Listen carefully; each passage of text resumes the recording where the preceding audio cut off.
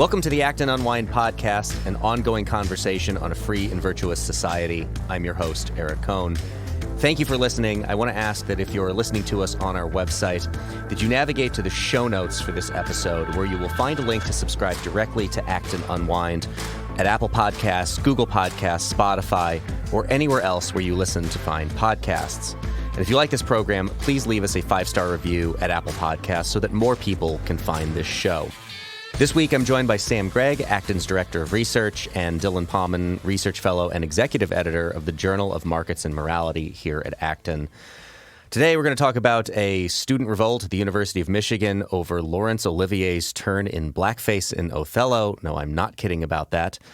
And a new book on woke capitalism. But first, I want to go to the skies, or perhaps more accurately, the tarmacs.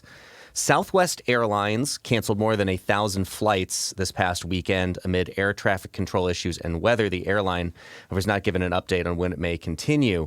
However, there is speculation that there's more to this story than that it has to do with a bit of a revolt within Southwest Airlines over a vaccine mandate, that pilots would then have to be vaccinated.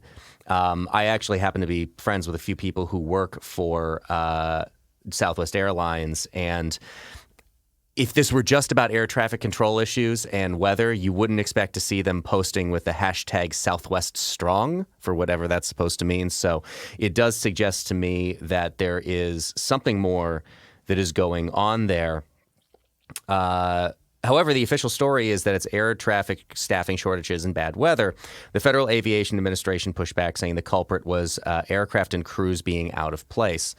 I don't want to spend too much time on Southwest specifically, but I want to use this as a way to talk about some of the conversations that are going on about vaccine mandates. So we had Joe Biden's proposed and soon to be enacted, I believe, vaccine mandate on businesses above a certain size. But you also have a lot of companies that have chosen of their own accord to implement vaccine mandates for their workers. And we've seen a lot of pushback on this. And I'm curious, Sam, what do you think is motivating some of the reaction to this? Because there seems to be a new libertarian streak amongst a certain group of people, some of which I think may have been inclined to get the vaccine, but are very much having a reaction that says, well, you don't get to tell me what to do. And as a result, now they're opposed to both the mandate and getting the vaccine, in part because of these efforts by private companies, which by my light should be able to decide if they want their workforces to be vaccinated or not. To get the vaccine. What is it? Are polarized politics, or is there anything more at play, you think, that is motivating people to have this kind of "you just can't tell me what to do" reaction? Well, I'm often fond of saying that Americans are different from other people. So while lots of Americans will say, yes, I'm happy to do X or I'm happy to do Y, what they're not happy to do is to have someone tell them, you must do X or you must do Y. So there's a very strong streak, I think, in American history and American culture that inclines people who might be otherwise happy to do something, but they don't like being told to do it, especially when it's the federal government or even state governments that are telling them to do certain things. But I also think, so that's one thing. I think a second thing is that since February, March 2020, we've had government telling people to do all sorts of things. Close your business, wear a mask, go here but don't go there, wash your hands, etc. All of which I think may or may not be good policies. I'm no epidemiologist. I don't track these things particularly closely.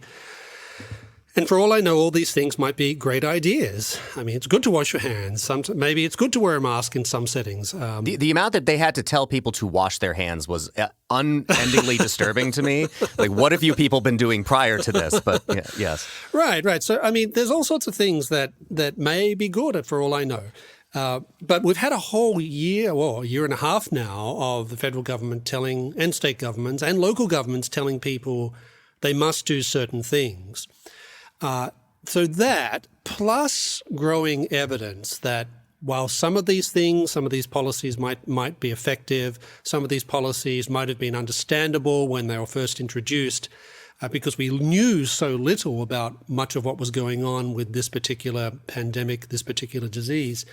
After a year and a half, I think people become more cynical, more skeptical, whether it's merited or not. But I think after a while, people just get fed up with being told what to do after a while. And so there comes a point, I think, in even societies that are pretty conformist, there comes a point where enough people will say, this policy might in fact be a good idea, but I'm tired of you telling me to behave in certain ways, so I'm no longer going to do it.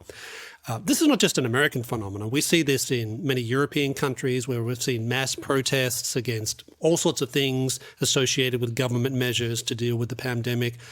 We've even seen this in Australia. I know where, of course, these measures have been rigorously implemented in a society which I would say is pretty conformist in many, many respects. But talking with friends and others in Australia, there are lots of people there who are just simply not abiding by these things anymore. They're just not abiding by these things anymore. And a lot of police, a lot of law enforcement is no longer enforcing these things anymore because they'd end up having to arrest half the population of some cities if they did. So I think this is part of what's going on. I'm not sure it's specifically about vaccines per se. I think it's much more about, let's call it obedience fatigue. I think Sam's point about Americans being ornery is definitely true. Robert Nisbet had this great story of, to him, one of the great unintended sociological studies ever conducted was in the 1770s or so, in the period surrounding the Revolution. If you were a royalist or a loyalist, you either went to Canada or stayed in Canada. And if you were a patriot, revolutionary, you were in the colonies. Fast forward 200 years later, in 1976, when both Canada and the United States announced that they are going to go to the metric system, Canada says, all right, eh? And the United States says, no, we're not. Even though, just as someone who's bad at math, sets of 10 is a lot easier to do than the imperial system that the United States uses. But there's something in the United States, the character of American people, that just says, no, we're not going to do it just because you told us that we're going to do it. So I think there's probably a lot of salience to Sam's point that it is an exhaustion of being told what to do. But I guess what I wonder about is at what point does it become somewhat perilously self-defeating? And it turns people into, because they hate the way that they're being told to do something, they, instead of saying it may be a good idea to do X, but it shouldn't be mandated by the government, it turns them into a position of we shouldn't be told or mandated to do X, so we shouldn't do it at all. Yeah, well, first of all, I want to say nothing says freedom like 12 inches to a foot and 3 feet to a yard. So maybe there was an underlying principle there. No, I do think there's something to that it can be and feel infantilizing. If it's something like, people saying, well, I am vaccinated, or I got my appointment scheduled next week, but now you're telling me to do it, or yes, I already washed my hand. I'm under the position that this is something for the private sector to sort out, or maybe for the government to issue recommended guidelines, right? But mandates are the sort of thing that are, you're looking at somebody losing their business, losing their livelihood. And there are reasons in some cases to maybe get too into the weeds, but there's some people who medically can't be vaccinated. It's a very small number. But okay, what do they do? Do they have to prove it? Do they have to find a new job? Do they, there's all kinds of issues where employees and employers can work this out on their own. Part of that working it out, that's who knows what's going on with Southwest, but part of that working it out might be things like mass strikes and negotiations and arbitration and whatever the case may be. But yeah, constantly having someone, I have to tell my kids all the time, clean up after yourself, whatever. The goal is that I won't have to tell them, that they will learn, right? And they will learn. By the time they're adults, they aren't going to need to be told that. So if somebody goes around and says, oh, by the way, don't forget to wipe your face when you're done eating, right? Are they going to have any respect for that person? No, of course not. Why would they? That person is treating them like a child when they're grown up.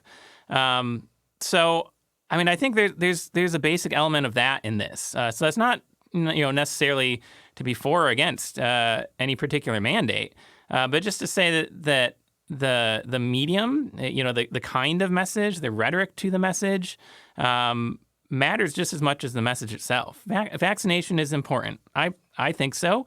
I think it's been incredibly effective. I think there's good data to show that.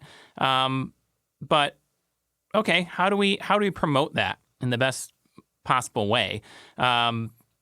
Maybe mandates, or at least government mandates, aren't the best way to do that. Maybe not for Americans. I don't know. Yeah, Sam, I think what is interesting, or at least somewhat baffling to me, is that inability, as I was saying earlier, to state on one hand, maybe this isn't the way to approach it. Maybe, Joe Biden's vaccine mandate, which is going to have, like all government policies, unintended consequences, right? Because, it's this thing where you have to draw arbitrary lines at some point, right? If you're not going to enforce it on everyone, and you can understand why they would look at a policy proposal that would impose it on businesses with less than 100 people and say that it's completely unmanageable. Like if you've got a 3 or 4 person business, how do you enforce compliance on that? It would be a nightmare from their perspective. So you have to draw that arbitrary line somewhere. And those arbitrary lines always seem ridiculous when you put it into those, the cases right on the edge of it. You have a business of 99 people.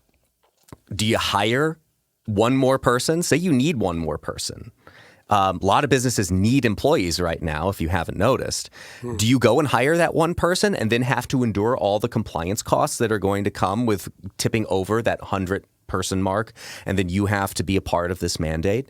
You see it certainly in the drinking age and the driving age. There are probably 15-year-olds who are more capable of driving than some 18-year-olds out there, but you have to draw the line at some point.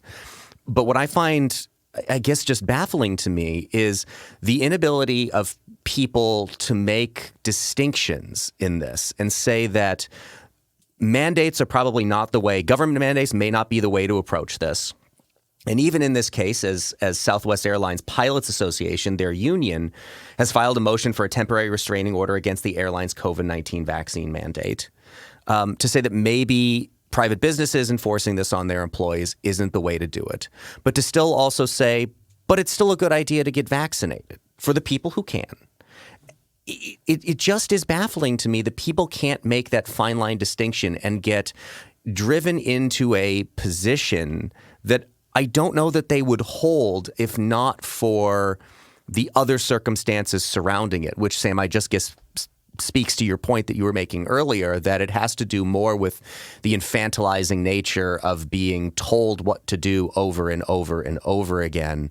But it's, perhaps that's a mistake in policy then, is forcing people into decisions that are possibly unwise and without good reason. Well, another part of this is, I think, it's a good example of some of the problems of having one-size-fits-all policies to try and deal with certain problems. Now, I think in some cases one size fits all is inevitable with certain things. We don't have we don't negotiate what constitutes murder. We don't negotiate what constitutes theft. We don't negotiate what constitutes perjury, etc.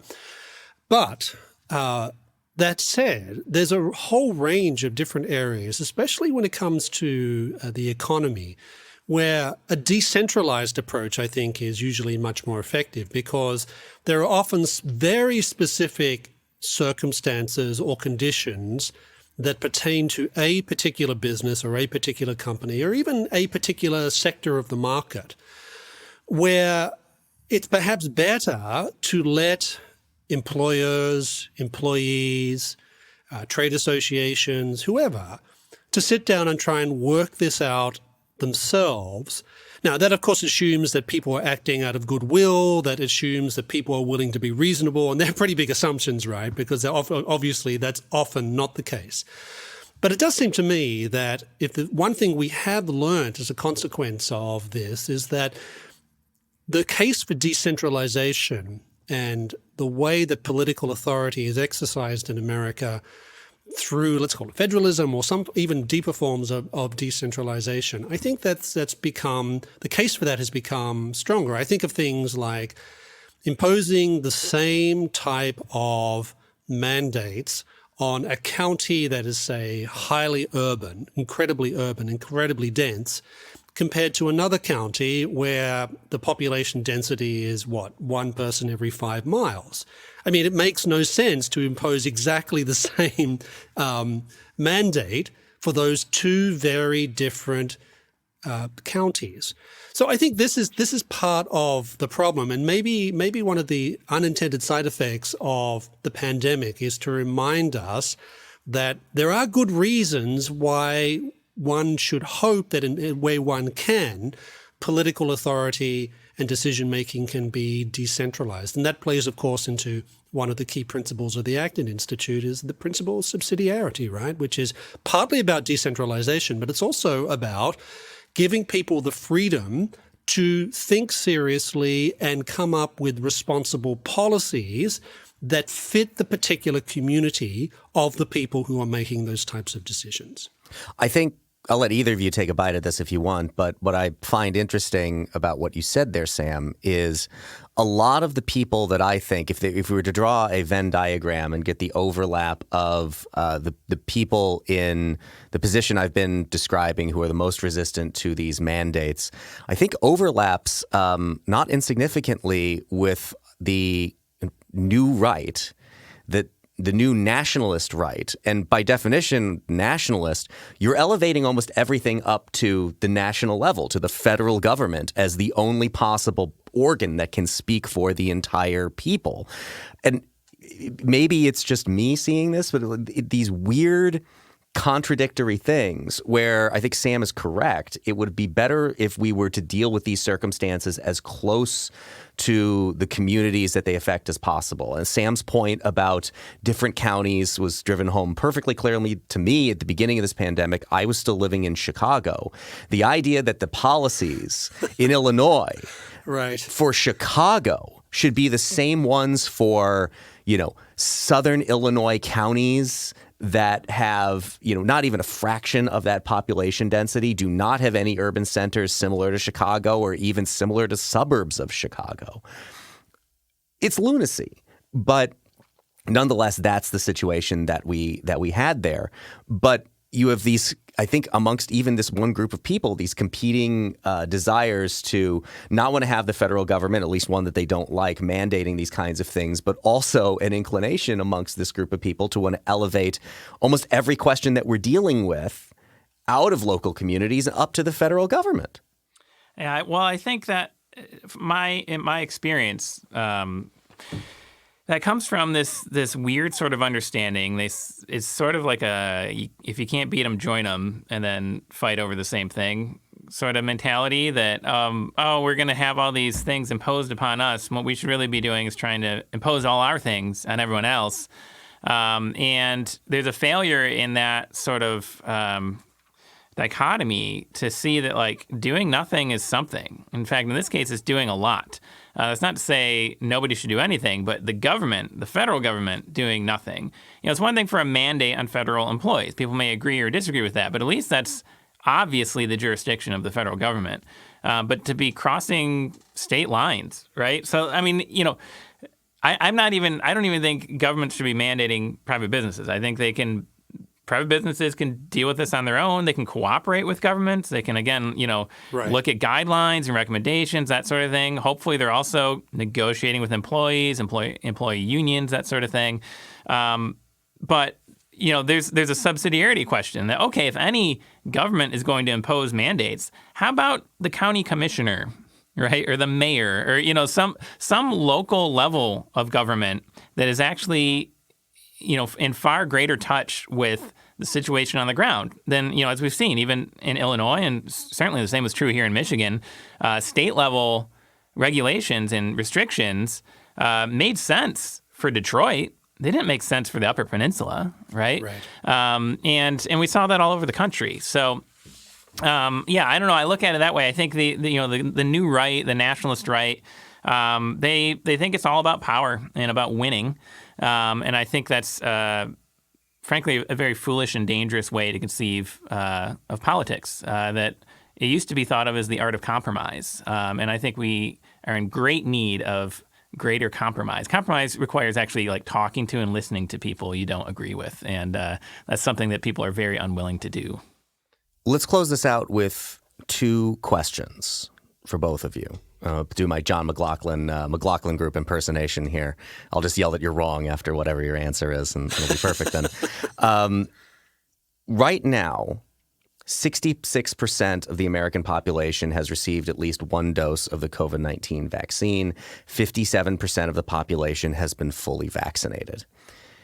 Dylan, in your opinion, I'll come to you next, Sam, if there wouldn't have been the kind of concerted public relations effort to tell people everywhere they are, all the time, get vaccinated, do you think that number would be higher? That's a really good question. So my general reference point for vaccination is to think about flu vaccination. And frankly, I think that's about the best rate we can hope for. We get maybe, if not quite, 50% of people vaccinated for the flu every year. And there are differences between the flu and COVID. I want to be very clear. I'm not trying to equivocate. But there are all kinds of reasons why people haven't gotten vaccinated, why they've waited to get vaccinated. I'm yet to run into somebody who has said, I wasn't going to get vaccinated, but then Stephen Colbert said it was really important, and so I decided I should do it.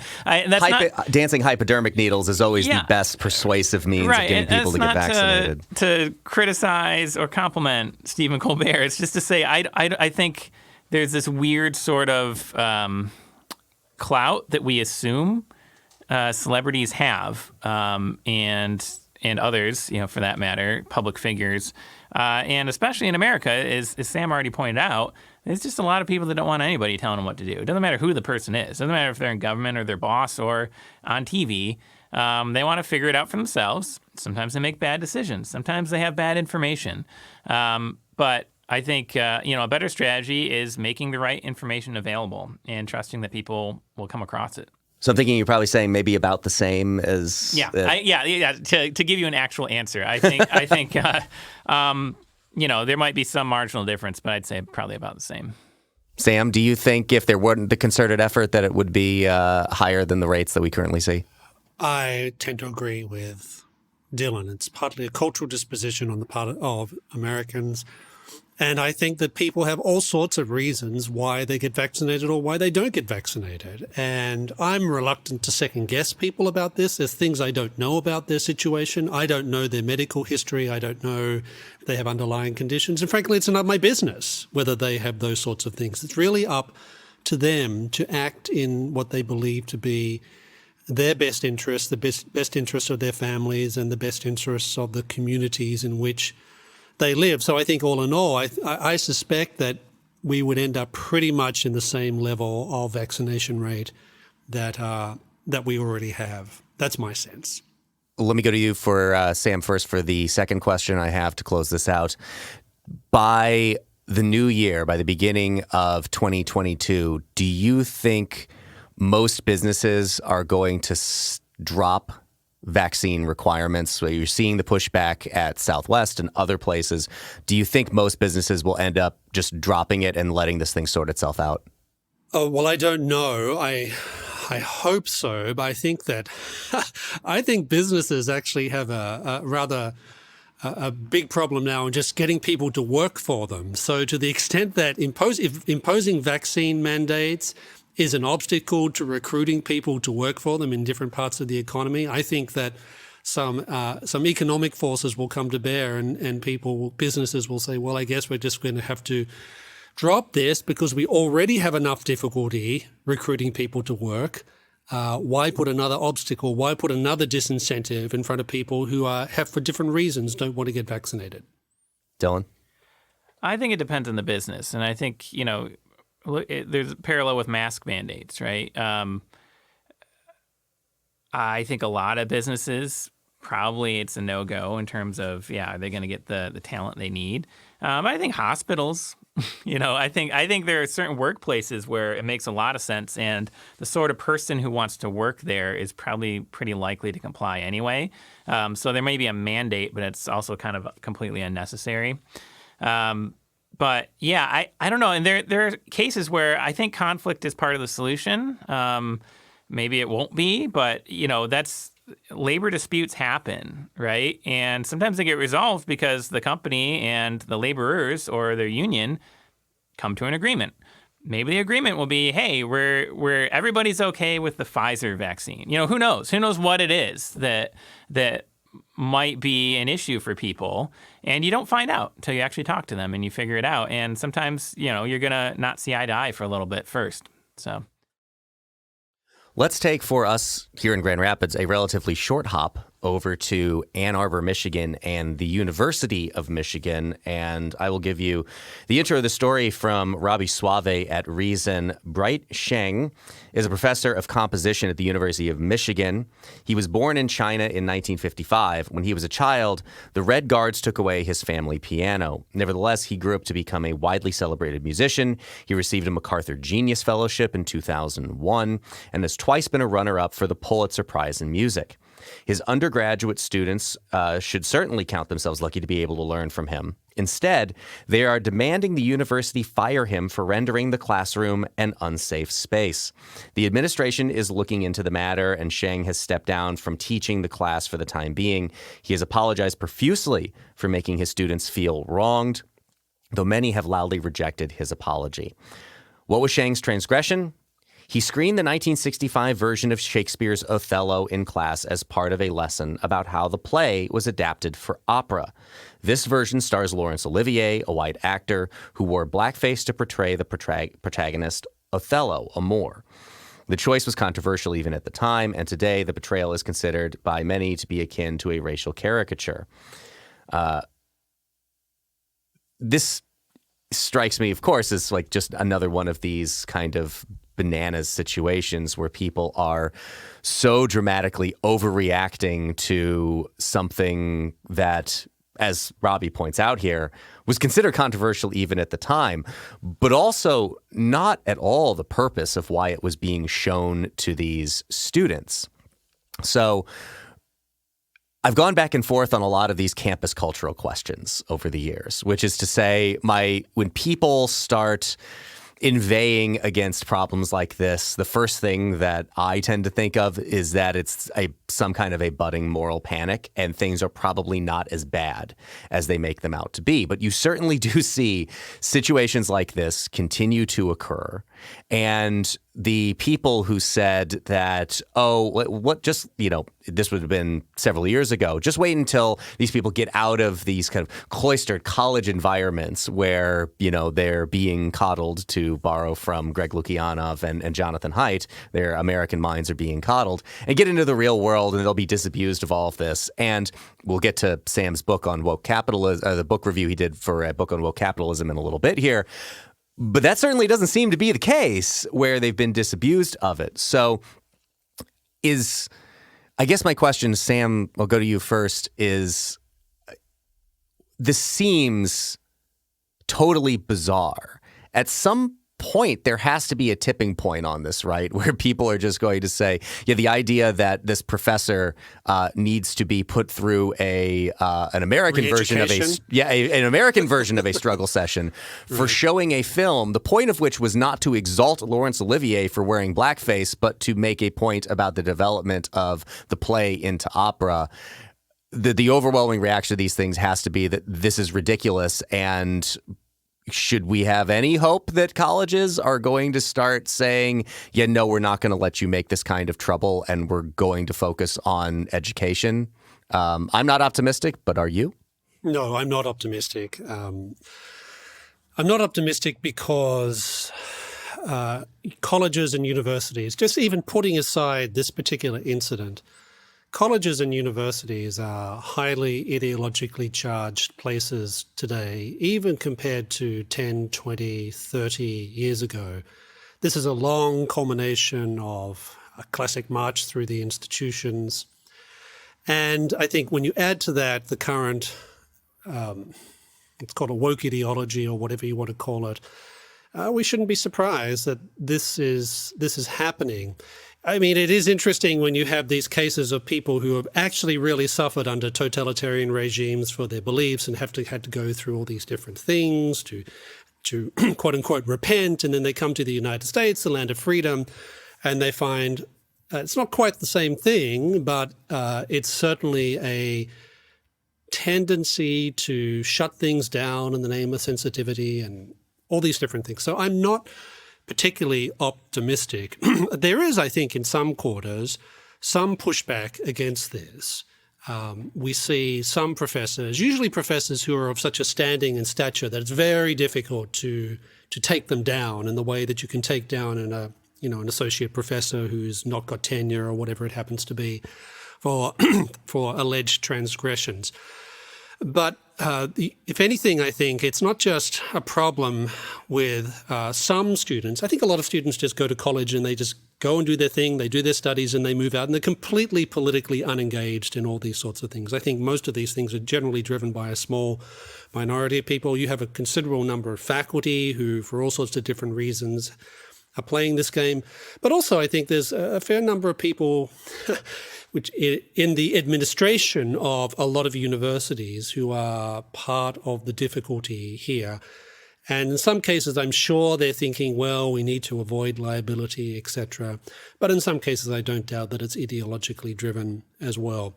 So I have more hope for other segments of society when it comes to these sorts of things. Although I have some caveats about that as well. But in terms of colleges and universities, I don't think it's likely to be getting any better particularly soon. There are over 4,000 colleges and universities in the United States. And what Sam was hinting at there is generally what I think I was talking about earlier, where my inclination is to think that we're making a lot out of a few incidents that, like this one in particular, just seems so ridiculous when you consider who the professor was and what the alleged transgression that he committed was. That there are lots of colleges and universities that you never hear stories about this from, a lot of students who never interact with anything like this. But what I wonder is the mentality that informs a student sitting in a class, seeing a professor show a very old version of Othello with Laurence Olivier in blackface and becomes immediately outraged by that to the point of wanting to accuse the professor of the kind of transgressions that this professor was accused of.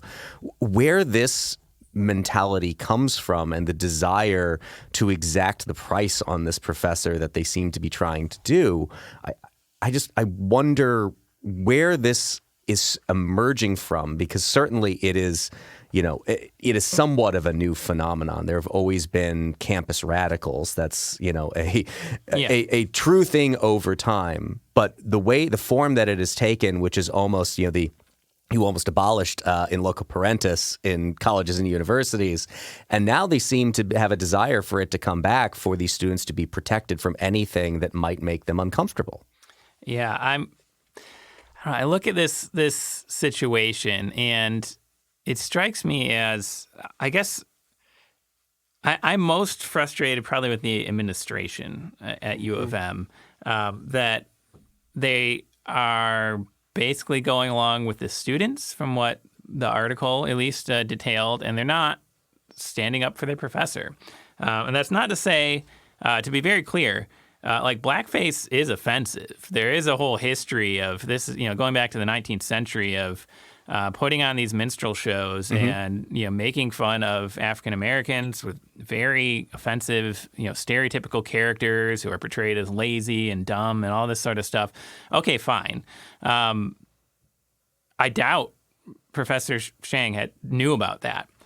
Frankly, I knew very little of any detail of that till like 2 weeks ago when I happened to be reading an article as part of a research project that mentioned some of this stuff.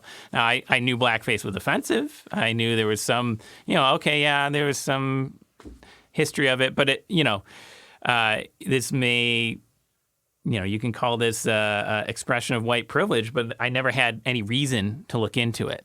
Now, I think charitably what you should say is, okay, you think that stuff is offensive. You think we shouldn't be having that in classrooms or whatever the case may be. Well, the opportunity should be you talk to your professor after class and you say, hey, I was actually really offended by that version of Othello, and here's why, and do you understand? And if he says, oh, gosh, I'm so sorry, I didn't realize, you say, okay, I forgive you.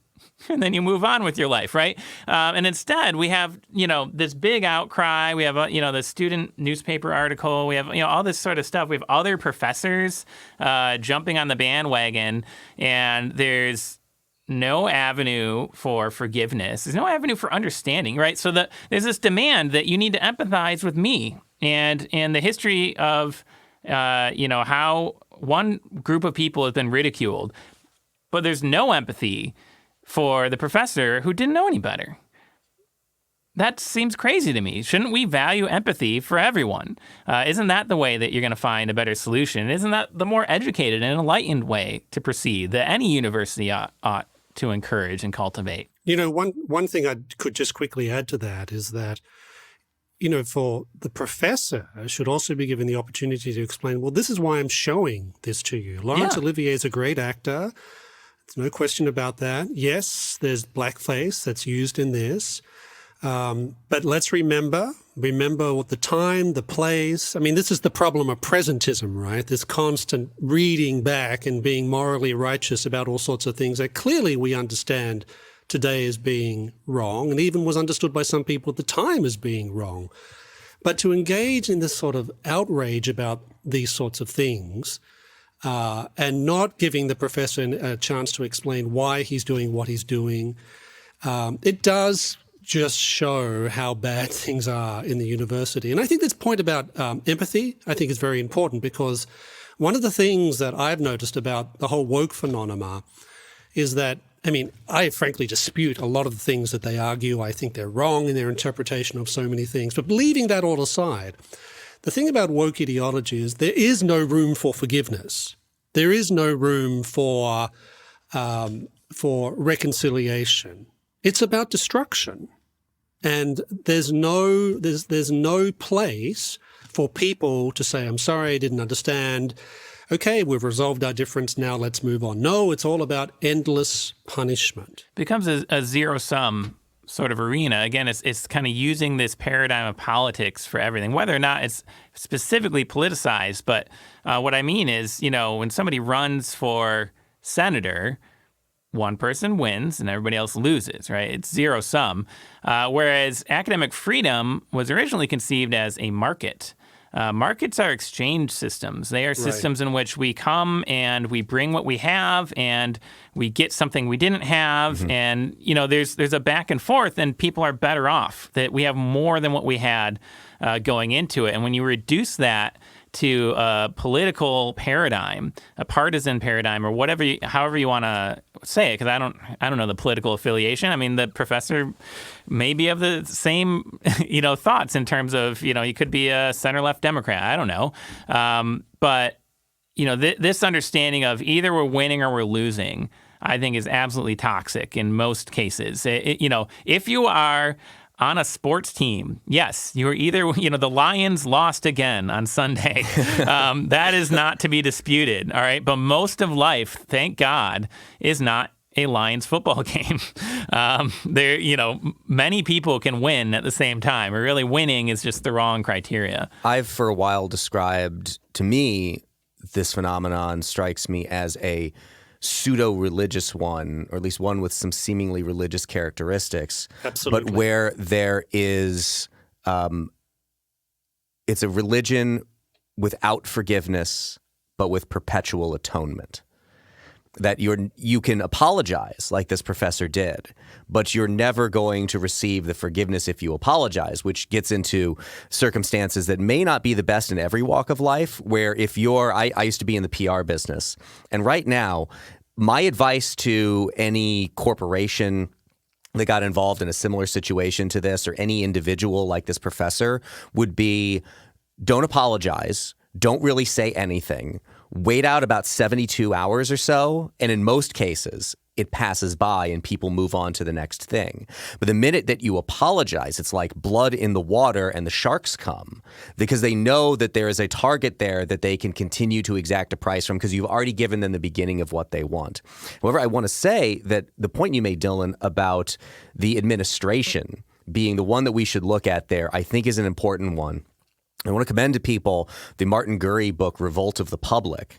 I think explains a lot of what we're seeing here. But what is interesting is how everyone seems to be scared of the masses, or at least a perceived mass of people out there that they may be on the wrong side of. So that administrations cave to what they perceive to be a mass of students, even when the responsibilities that they may have in that certain circumstance would dictate that you don't cave to the mob. I mean, even go back to what we were talking about American character, that one man with the law on his side is a majority, that the hero in the American understanding is the person who stands up to the mob and says, we're not going to hang this person today.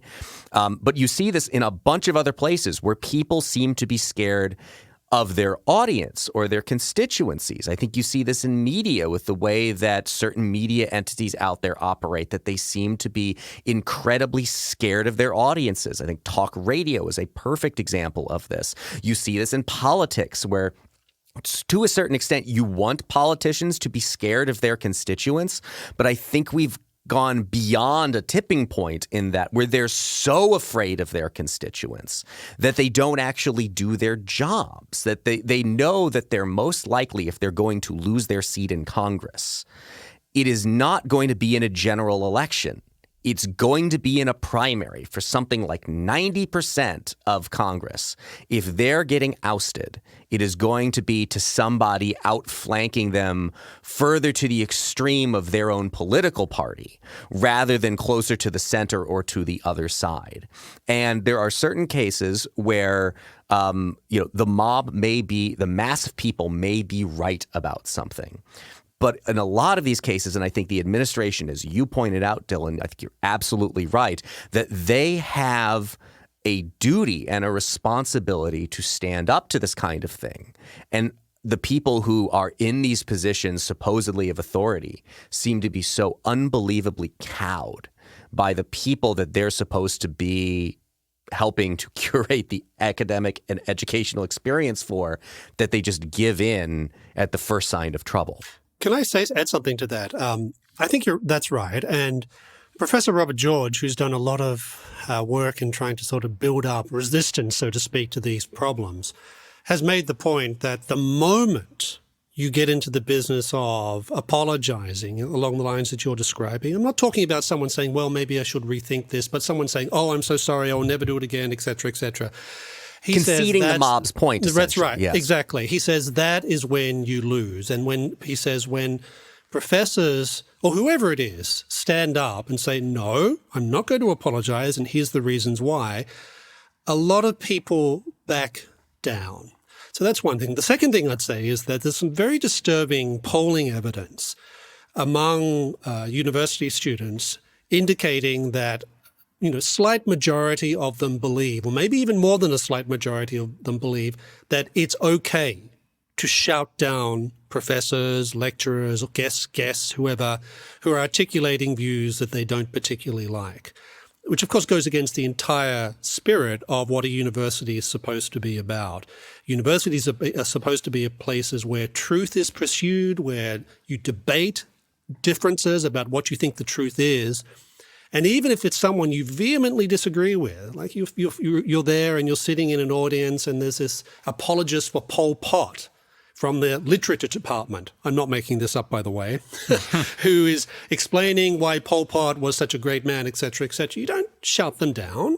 You wait until they're finished and then you get up and you start asking them questions. That's how universities are supposed to function. And unfortunately, there seems to be a critical mass among substantive body of student opinion, but even I suspect among some faculty, and I think also with some administrators, that shutting down people is perfectly okay.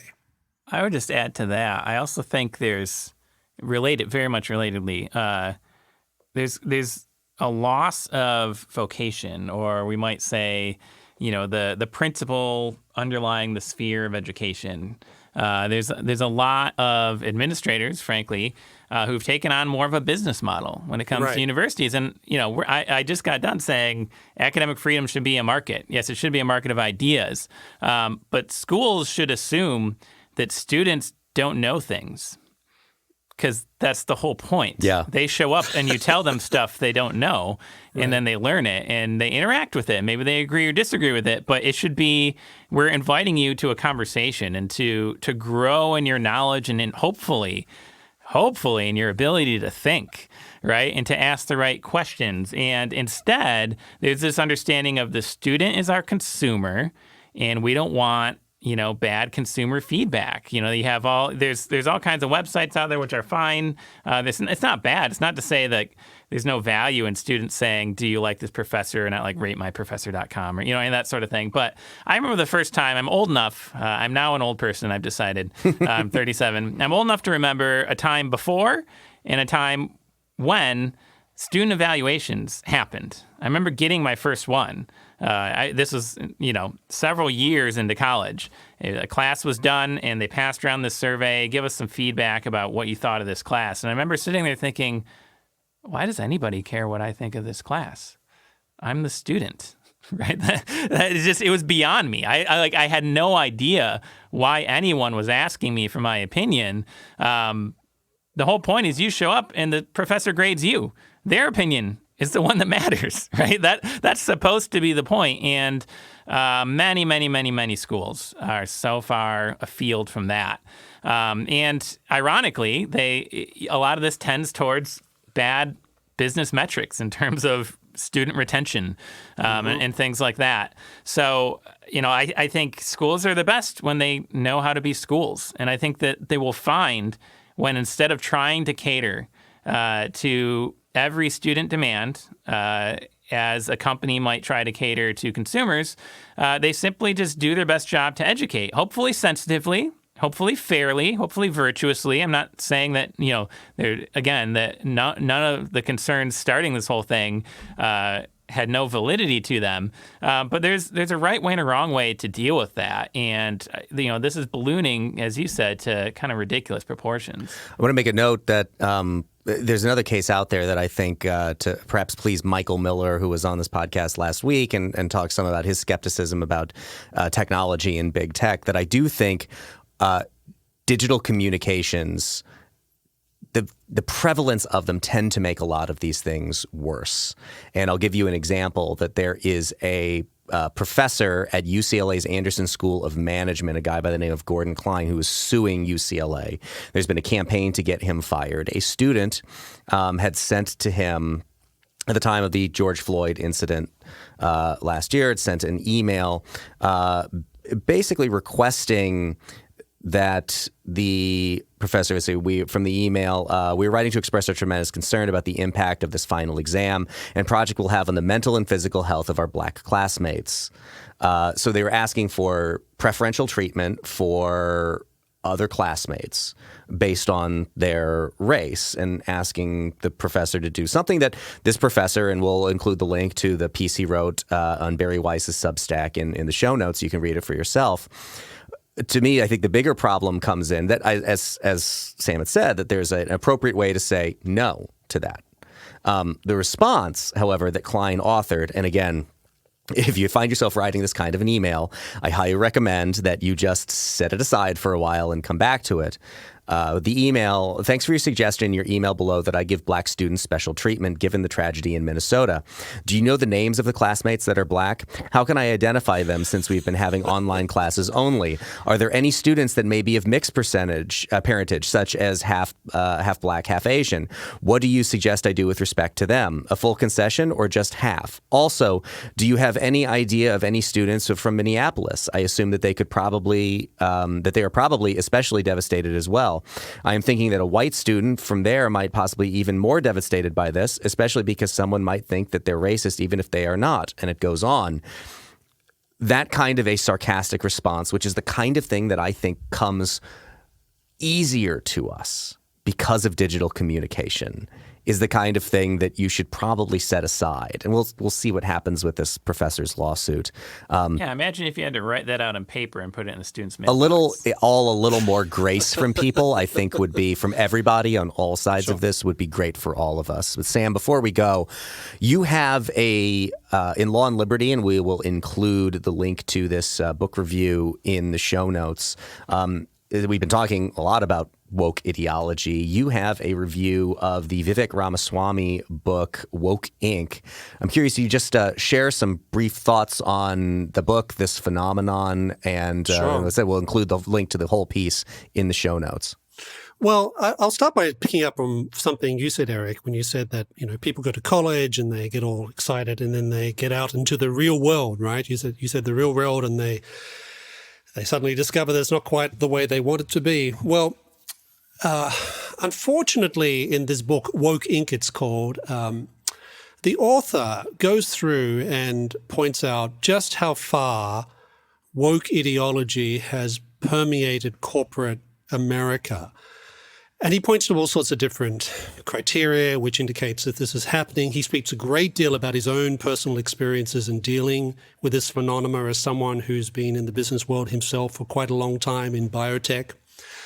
And he points out that a lot of this is being driven by, frankly, by employees demanding this sort of stuff, demanding, sort of struggle sessions, demanding consciousness-raising exercises. So it does make you wonder, on one level, how far people actually move away from this type of thinking and ideology once they leave the bubble of the university, because in some respects they're entering another bubble where a lot of these ideas are extremely prevalent. But he also goes on and points out that many of these problems with woke capitalism, with all this phenomena that is shaping corporate America right now, he goes on and points out it's partly because people actually believe this stuff. It's also partly because there's plenty of CEOs who think that they need to adjust, if only because it's a cost of doing business, or because they see potential to attract or enter new markets of woke audiences who are looking at things from a political level and want to know that you're completely on side before you buy their product or whatever it happens to be. But he also proposes some solutions to move back in the direction of a genuinely pluralistic America rather than this sort of war that's being waged through proxies, whether it's in universities or whether it's in businesses. But you mentioned, maybe you or Dylan mentioned this issue of religion. And I think he does talk about this, how wokeism at some level is a type of religion. It has doctrines, it has prophets, it has its saints, it has those who are the people who are outside the communion, those who are heretics and need to be treated as such. And it does raise this sort of broader question of whether wokeism, all the things that are associated with that, do reflect a type of religious yearning. I often say when people lose their religious faith, whether it's in Judaism, Christianity, or whatever it happens to be, they rarely actually give up on religion. Something fills the place, something fills the gap. And often it's politics, or even more specifically, ideology. And one of the questions I raise in my review is that, okay, if that's the case, then what does organized religion say about this? How does it react to this? How does it present a different vision of the human person, the purpose of life, an ethic of justice, but also an ethic of forgiveness and all these sorts of things? And one of the unfortunate things I conclude is that organized religion in America is just not in a very particularly good state to undertake this role at the moment. One, because I think there's a fair number of people in different confessions, different churches who have essentially bought in to a lot of this stuff. Some of them behave more like NGOs than actually religious organizations, so they don't have much to say about this either. But also so many religious organizations have very little credibility right now. Sexual scandals, financial scandals, etc. It's very difficult for a lot of people who, especially if they're not believers, to take their pronouncements particularly serious about these sorts of things. So I think it's certainly what's interesting. The most interesting thing I found about this book was it's very much a sort of personal story of someone in business who's had to confront this, not just during 2020, but also during the lead up to that and the fallout of that. And the way, because I hear people say things like, well, this is primarily a way of businesses reacting to a changing marketplace. And I think there's some truth to that. But he makes it very clear that a lot of this is being driven from within companies by employees who come in from universities, and they want their businesses, the businesses they're working in, to be like this, to be this uber politically correct consciousness-raising exercises in which they serve some people but not others, or whatever it happens to be. But also a fair number of CEOs who haven't just bought into this because it's a way of placating particular groups or just because they think it's an entry into new markets. It's also because they've actually bought into this ideology itself. And one of the things I try and draw out is how some of this starts to coincide with the great thing, that temptation of all business leaders, which is to play the crony mercantilist game. So, for example, if you're looking for a government contract and you're in a progressive state and you're having to get the contract from progressive legislators, it doesn't hurt to emphasize how woke you are, right? It gets you a bit of an edge over the person who's not so woke. So one of the things I think it's interesting about this is how some of this woke capitalist phenomena plays into long-standing problems that a lot of business leaders have with the marketplace itself. I often say to people, to be pro-market is not the same thing as being pro-business. They're two very different things. And this is not just me saying this. Adam Smith made this point. Milton Friedman made this point. Milton Friedman said, his classic line was, well, the two groups that have been most opposed to the free market in American history are, one, intellectuals. Well, of course, we all know that, right? But he also says corporations. And it's a very interesting example of how a good number of the business community don't have a long-term perspective on these things. They're very short-term in their orientation. So by caving in or buying into some of this woke capitalist phenomena, they may be placating people for the moment. They may be staving off regulation. I think that's a lot of it, by the way. A lot of these businesses are doing this because they don't want it to be imposed by the federal government, which I think people like Elizabeth Warren would, or for that matter, some people on the new right would like to do. But in the long term, it's going to create all sorts of problems for businesses. But of course, by that stage, a lot of these CEOs will no longer be in their position. So the classic short-term, long-term thing. And markets, I often say, are always about the long term. Business and some business leaders and some business enterprises, their horizon is not so long. You see in the debates that we're currently having about social media, the other side of the desire that some businesses trying to avoid having this stuff regulated and put upon them, and others who are openly welcoming and calling for it, I think, because with regard to how social media handles their decision making and part of big tech, so I don't dispute that they are probably influenced by a lot of people who would subscribe to some kind of a woke ideology. Well, I've had business people say to me, for example, in tech, that if because they need workers, they need tech workers, and a lot of people who work in tech, not all, but a lot of people who work in tech tend to be progressive, that a lot of employees are in a position to sort of make these demands upon the companies that they're working for, because they know they can always go and work somewhere else and maybe even be paid more and have someone affirm them ideologically. Well, to bring it back what we were talking about earlier, another example of the people who are supposed to be in positions of authority and responsibility, the people running these companies, scared of their own employees. I think you saw a very clear example of this at the New York Times with the editorial that was published by Senator Tom Cotton, and it was a revolt of the primarily young employees with nothing to do with the editorial page who just didn't want anything like that in the publication for which they worked. You saw it even going back a few years earlier with Kevin Williamson being hired at The Atlantic, despite the fact that Kevin Williamson was never going to set foot in The Atlantic's office because he lives in Texas, that somehow that was making them unsafe. And you have people who are supposed to be the ones to say to the employees, no, you work here, and we believe this is an important person to have hired. We believe this this is an important viewpoint to be published in our paper, and you're not going to decide for us how we're going to handle that business, instead caving to all of them. What Sam said, I'm reminded also of Russ Roberts, who uses this quote from David Foster Wallace all the time: everyone worships. And in a environment where people are not channeling the homo religioso impulse that we have through religion, it does find its outlets anywhere, and it finds its outlets in more poisonous things, which I think we see in the last couple of stories we've talked about here. Yeah, if I could add maybe some provocative nuance. In the last 30 years or more, there's been a phenomenon which we see coming up again and again of people looking for a religion without the church or without traditional religious institutions, to be more interfaith in our way of putting it. What I see with this sort of wokeism is basically the opposite. People wanting church without religion. Right? Yes. People wanting things like anathemas and penance and morality codes and things like that, which are proper for religious institutions.